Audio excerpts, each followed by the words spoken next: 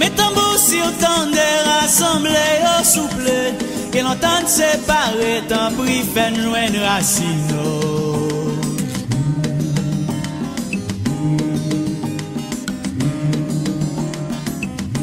Mes tambours si autant de rassemblés au souple, et l'entente séparée. Savez-vous que l'histoire d'Haïti est une histoire épique que tout homme noir devrait la connaître? Pour la première fois, les Africains déportés dans le Nouveau Monde, réduits à l'esclavage, ont réussi à vaincre la arrogance avec un seul slogan: pour peut-être pour le calme. Ce slogan qui va se concrétiser le 18 novembre 1803 à Vertières, où l'armée des Africains de déportation va vaincre la plus grande armée de l'époque, celle de Napoléon, conduite par le général Rochambeau. Mesdames, Messieurs, aujourd'hui c'est le 1er janvier 1804, la célébration de la fête de l'indépendance. Le jour que nous allons partager la soupe ensemble. Donc, voilà, en peu de mots, qu'est-ce qui nous réserve ce soir? Nous avons deux thèmes à débattre. Il y a déjà Haïti se réveillera, parce que Haïti est en train de dormir, et l'histoire de la soupe de l'indépendance. Mais avant tout ça, nous faisons appel tout de suite et nous demandons déjà à notre ingénieur de son de mettre l'hymne national pour nous, s'il vous plaît, parce que nous devons saluer le drapeau, parce qu'aujourd'hui est très important, c'est très important pour nous. Nous allons entonner l'hymne national ensemble. Et M. Solossi, s'il vous plaît.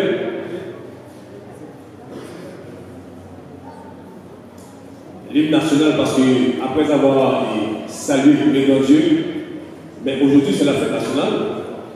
1er janvier 1804, date de la célébration de l'indépendance d'Haïti, et l'hymne national pour démarrer l'événement de ce soir. Mesdames et messieurs, je vous invite à vous mettre debout pour saluer le drapeau. Et puis après, vous allez vous asseoir. Vous avez assez de temps pour vous asseoir. Mettez-vous debout, s'il vous plaît, pour saluer le drapeau, le bicolore bleu-rouge, qui a une histoire, un passé. On ne peut jamais oublier le congrès de la Cayenne en 1803, en 1803. Nous avons créé notre bicolore. Aujourd'hui, nous sommes libres. Le premier peuple noir indépendant dans le monde, Haïti. Et voilà. Et 1er janvier 1804, c'est ce jour-là même, nos ancêtres avaient décidé de célébrer la bataille de Vertières, 18 novembre 1803.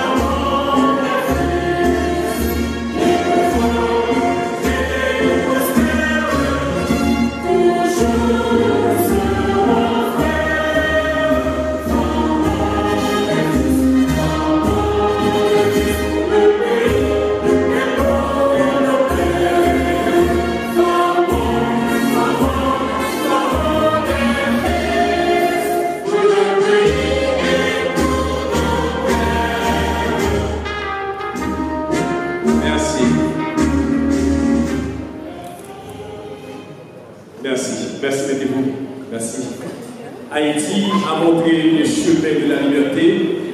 Aujourd'hui, elle est ignorée. On a voulu faire de nous une vitrine de pauvreté effrayante parce qu'on a subi un blocus après notre indépendance. Aucune nation n'avait subi. Mesdames, Messieurs, je vous demande déjà de vous applaudir de votre présence vous-même. Applaudissez-vous. Applaudissez-vous. Merci de votre présence. Merci. Merci parce que vous avez accepté de vous déranger malgré la grève, mais vous êtes là. C'est parce que vraiment vous êtes intéressés, vous êtes vraiment concernés. Et tout de suite nous faisons place à un grand monsieur qui va nous délivrer un message. C'est monsieur Maguel Elva qui est passé de présentation. C'est un poète, dramaturge, un présentateur et puis un fonctionnaire de l'État. Ça fait longtemps qu'il est là au consulat. Peut-être aujourd'hui, il va nous parler et de ce qu'il a, comment il a compris la date de l'indépendance, la célébration de l'indépendance pour le 1er janvier 1804. Mesdames, Messieurs, monsieur Maguel Elva, s'il vous plaît. Merci. Mesdames, Mesdemoiselles, Messieurs, mes chers compatriotes, d'abord, laissez-moi vous présenter des vœux de santé, j'ai bien dit, de santé, de prospérité, de bonheur, de l'harmonie, de la concorde familiale au sein des familles haïtiennes vivant en France. Et je formule aussi des vœux de réussite à l'endroit de chacun ici présent, car vos réussites sociales ici en France, en terre française, ont sûrement des répercussions chez nous, sur notre cher Haïti. Que cette année 2020 qui vient de commencer vous apporte la joie, la santé, la concorde familiale, la prospérité et le bonheur. Aussi, à celles et ceux qui nous regardent par l'intermédiaire des réseaux sociaux et il me semble que Achillage soit en direct et d'autres. Enfin, des vœux collectifs en ce nouvel an. Que les fils et filles de Dessalines, de Toussaint Louverture, de Capois-la-Mort et du Grand Champagne Péralt trouvent le chemin de l'union, de la fraternité, de la force pour s'entendre entre eux. Oui, si le grand Jean-Jacques Dessalines et l'armée indigène dont il avait le commandement ont pu battre la grande armée française avec un seul mot, union. Tout le monde dans un seul camion pour en finir avec l'esclavage. Aujourd'hui, nous pouvons répéter, après plus de 200 ans, le même mot d'ordre, union, le même credo, fraternité entre les fils de Dessalines. Mesdames, Messieurs, qu'est-ce que c'est que cette histoire? Que les fils de Dessalines ne peuvent pas s'asseoir, se parlent, s'entendent, trouvent des solutions à leurs problèmes qui sont lancinants, qui remontent justement à l'assassinat de l'empereur. 3 années seulement après avoir remporté la glorieuse bataille de Vertières. Mesdames, Messieurs, chers compatriotes, en ce nouvel an, je vais vous faire une confidence et je vous invite aussi à méditer là-dessus. Aucun pays n'a jamais aidé un autre pays à se développer. Cela n'existe pas. Sachez-le une bonne fois pour toutes. Nos problèmes haïtiens doivent être résolus par des Haïtiens. Le problème, le développement est national. S'il ne l'est pas, sachez bien qu'il n'aboutira à rien. Le moment est venu pour la grande union dessiner ce qui est bien pour notre pays. Sans l'union entre les fils de cette unique nation née qui, après plus de 2 siècles de servitude en terre saint-domingoise, avait accouché l'une des plus belles révolutions que le monde n'ait jamais connue. Nos différentes batailles, et plus précisément celles qui avaient commencé dans les coffins des bois Caïmans à la tête du dit Boukman en août 1791. Oui, dans cette nuit d'ivresse révolutionnaire où les hommes venus d'Afrique, enchaînés, travaillant matin, midi et soir pour les colons français, pour enrichir l'Europe, s'étaient réveillés. Ils avaient commencé la grande marche de la liberté, celle des hommes abrutis par des siècles de servitude les plus atroces, s'était magistralement levé lors de cette cérémonie pour jurer de mettre fin à cette entreprise déshumanisante qu'était l'esclavage. Mesdames, Messieurs, le grand dessein de la liberté, une fois accompli, sous les cieux saint-domingois par nos intrépides ancêtres, inlassablement et sûrement était quelque chose dont on devinait encore à peine sa pleine signification pour le monde de cette époque. Nos ancêtres avaient changé la face du monde car ils venaient tout simplement de mettre fin à un système qui régentait le monde et les comportements des uns et des autres. Comme disait le grand poète martiniquais, Haïti, c'est là où les colons blancs ont pris leur première gifle. Cette gifle dont parlait l'homme politique et poète martiniquais, mesdames, messieurs, elle était mûrie dans les mains fines des stratèges qui ont connu dans leur chair l'humiliation, l'esclavage. Jean-Jacques Dessalines, Toussaint Louverture, les deux plus grands généraux de l'armée indigène, se retrouvaient côte à côte à la bataille de la Crête à Pierrot en février 1802. Ils ont donné un nom, et ce nom n'était autre révolution, comme celle qui s'était déroulée en France en 1789. Oui, mesdames, messieurs, chers compatriotes, l'armée indigène à sa tête le général Jean-Jacques Dessalines, le stratège hors pair, le militaire aux mains glorieuses de victoire, le diplomate qui a su inaugurer une diplomatie offensive conforme aux données de cette révolution de 1803, consistant à appuyer, à aider matériellement, militairement, partout à libérer les esclaves, ce qui a donné naissance au panafricanisme. Et aujourd'hui encore, les successeurs de Dessalines ont poursuivi cette diplomatie. Beaucoup de gens pensent, et parmi eux des compatriotes, que nous ne devrions pas en parler compte tenu de notre présent. Eh bien, non, notre histoire est globale. Et justement, ceci explique en partie cela. Ne pas en parler, c'est refuser de comprendre pour avancer. Il faut en parler quand il y a plus d'une dizaine d'années, lorsque les autorités françaises ont institué la fête de l'Amérique latine et des Caraïbes en France, nous avions pu prendre la parole dans beaucoup d'écoles à Paris, en banlieue parisienne. Et c'est l'histoire qui a conféré à Haïti une place de choix dans le dispositif de cette célébration. Car c'est nous qui sommes allés en Amérique latine pour libérer l'Amérique latine, en armant Bolivar et les autres pour libérer l'Amérique latine. Mais, disons avec recul, j'ai compris, malgré nos tiraillements, notre division intestine, notre place parmi les nations est toujours là. Nous avons matière que nos ancêtres nous ont léguée, car beaucoup de pays sont obligés d'inventer des choses, des histoires, pour parler à l'imaginaire de leur peuple. Nous, en Haïti, nous n'avons pas besoin. Au contraire, nous ne célébrons pas assez nos héros qui se sont sacrifiés pour nous. C'est inadmissible qu'il n'y ait pas un jour férié en mémoire du grand chambard impérial, de Dudi Boukman, pour ne citer que ces deux-là.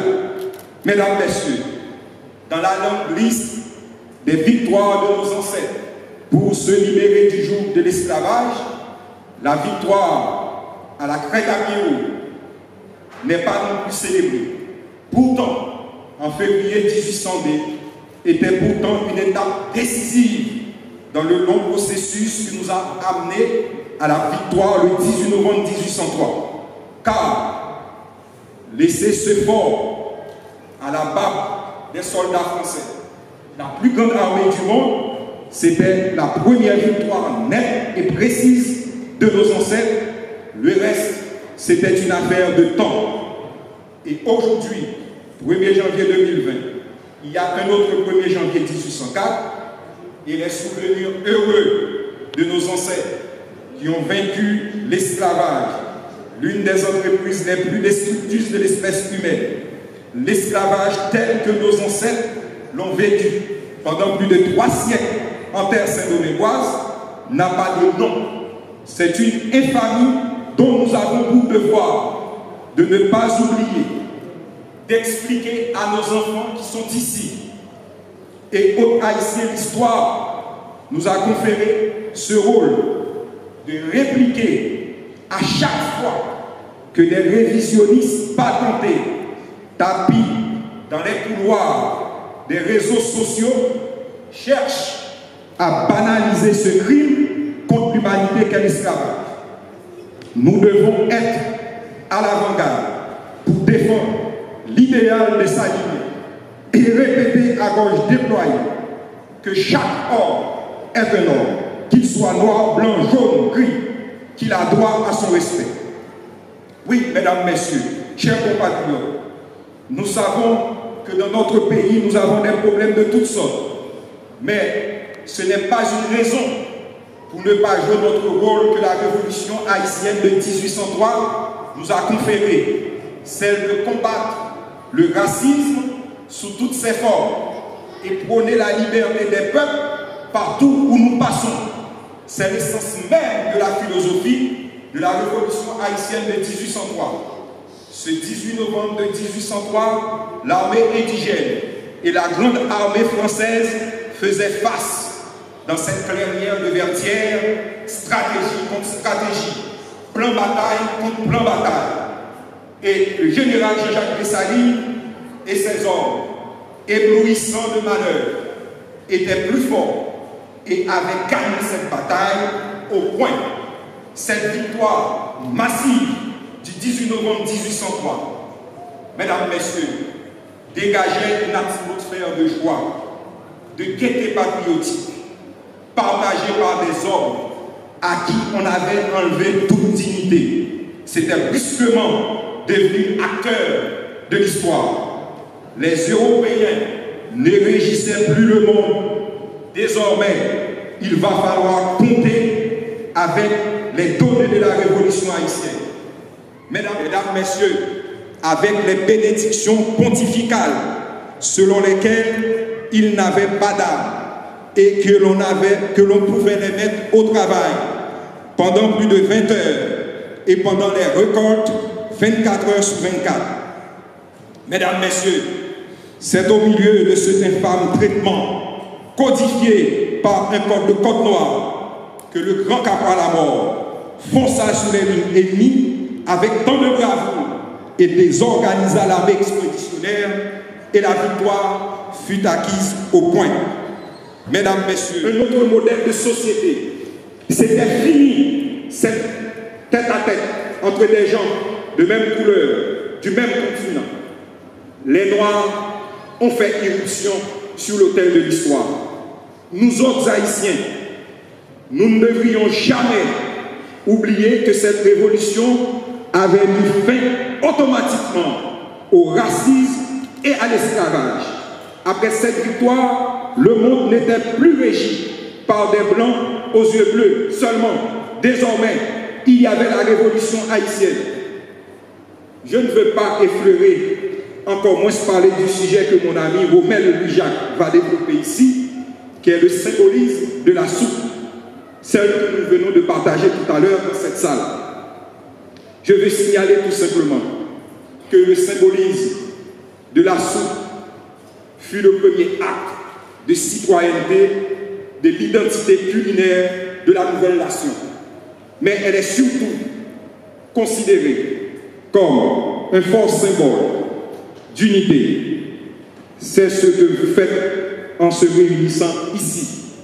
En ce jour, en quelque sorte, vous êtes sur les traces de vos valeureux ancêtres. Mesdames, messieurs, mes chers compatriotes, avant de terminer, retenez simplement ceci. Un peuple qui a eu en son sein des hommes comme Jean-Jacques Dessalines, Toussaint Louverture, Charlemagne Pirate, et des femmes comme Marie-Claire Heureuse, la femme de Dessalines, Samy Belair, la véritable Marie-Jeanne, qui avait fait une révolution de cette ampleur, ne saurait être condamnée à la fatalité. Notre problème aujourd'hui, c'est celui que le grand Dessalines, le père de la nation, avait résolu en son temps. L'union de tous pour libérer le sol haïtien de l'esclavage. Aujourd'hui, nous sommes condamnés à refaire l'union pour sortir du sous-développement. Mesdames, Messieurs, vive Haïti, vive Jean-Jacques Dessalines, vive Toussaint Louverture, vive Charles Péral. Merci.